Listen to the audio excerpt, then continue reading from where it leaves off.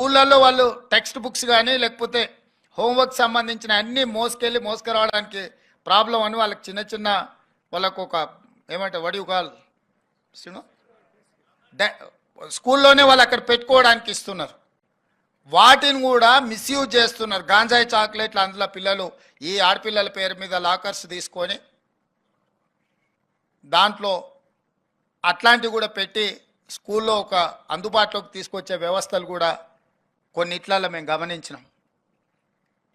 ఈ సమస్యలు అట్లా ప్రోత్సహించేవాడు స్కూళ్ళ దగ్గర కాలేజీల దగ్గర ఇట్లాంటి వాటిని లాభం కోసం వ్యాపారం చేసుకునే వాళ్ళు ఉండనే ఉంటారు. వాళ్ళని పట్టుకోవాలంటే పోలీస్ వ్యవస్థ ఉన్న వ్యవస్థ సరిపోదు. అక్కడే ఈ ఎన్ఎస్ఎస్ స్టూడెంట్స్ యొక్క అవసరం ఉంది. మారల్ పోలీసింగ్ చేయాల్సిన బాధ్యత మీది. సివిలియన్స్గా మనము యూనిఫార్మ్డ్ ఫోర్సెస్కి మనం సపోర్ట్ చేయాలి. డ్రెస్ లేని పోలీసుల